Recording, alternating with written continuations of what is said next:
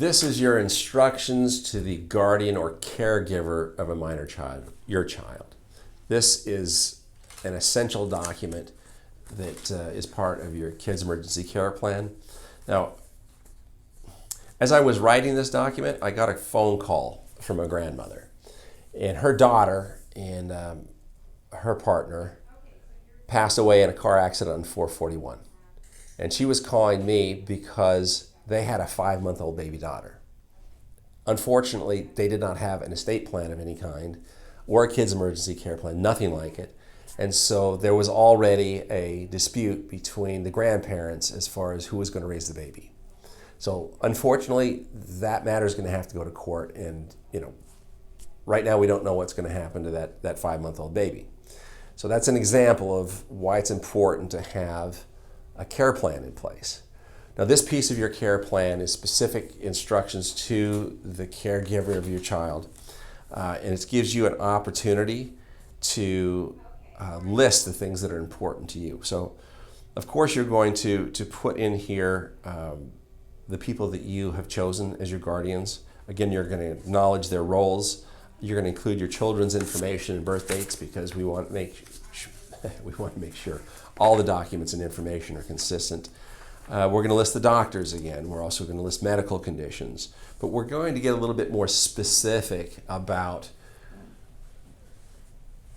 things you want your kids to learn about as they're growing older, how they're going to mature, how the things that you would do if you were around to make sure that your kids are going to grow up the way you want.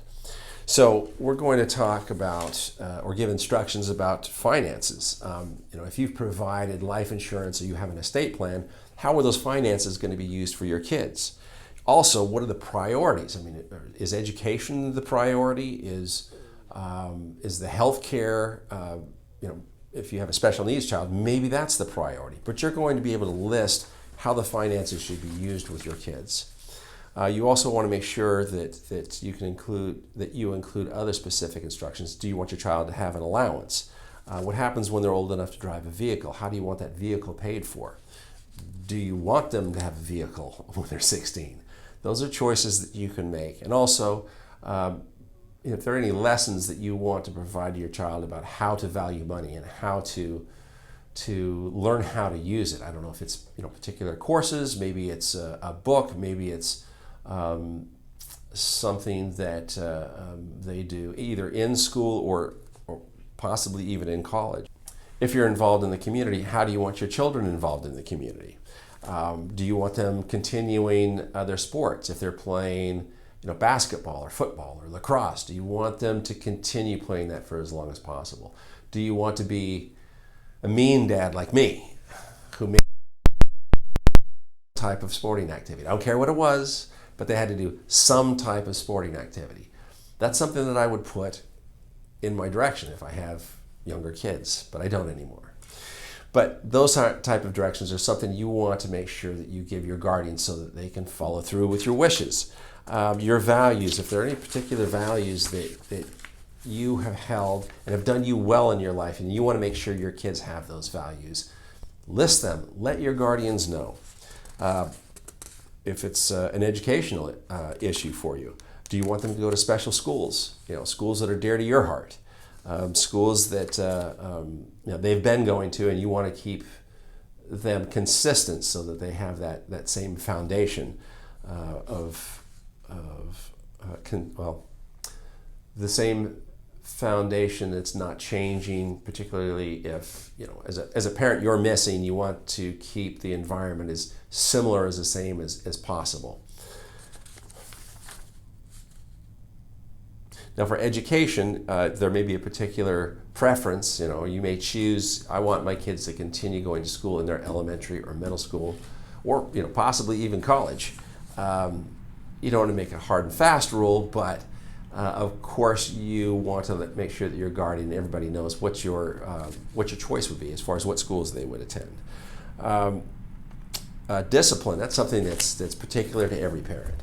So there may be some things that are just not allowed by you when it comes to discipline. Some parents do not allow spanking of their children. That's just a hard line that they will not allow. And you can make that a condition of guardianship.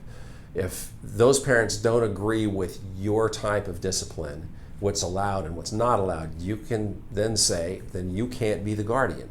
Okay, hopefully you've established that before you've listed them as a guardian, but you can include that in your directions to the caregiver, where they have an option. If they can't abide by your disciplinary rules, then they can turn down the guardianship role themselves, because that would be in the best interest of your children.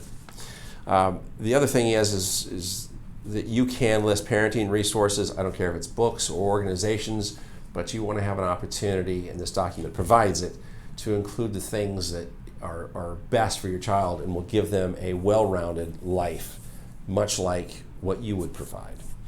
So you've got an opportunity also to provide other instructions outside of the things that I've mentioned here. And of course, you want this document to be dated, and you want to sign it with your full name. You don't necessarily have to have this notarized. It's not a legal document as much as it is directions that are important for your kids and the guardians themselves.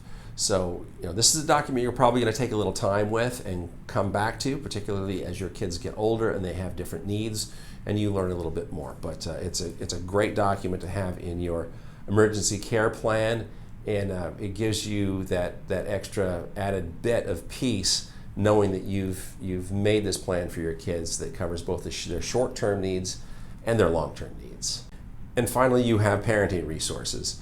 Those are the things that you would like the guardians, your caregivers, to rely on when raising your kids. So it could be books, it could be organizations, whatever resources that you would suggest that would help them raise your kids the way that you would like, so that they have the most opportunity possible as adults. Now, this whole document, of course, it's going to be signed and dated. It's not a legally binding document. However, it's a very important document in that you are giving some direction to the guardians about what your kids' needs and what your wishes are. So this is, as I mentioned, a very important document. You want to make sure that it's something that you revisit from time to time, because you're going to come up with other things that you would like a guardian to rely on and provide other information and direction the older your kids get.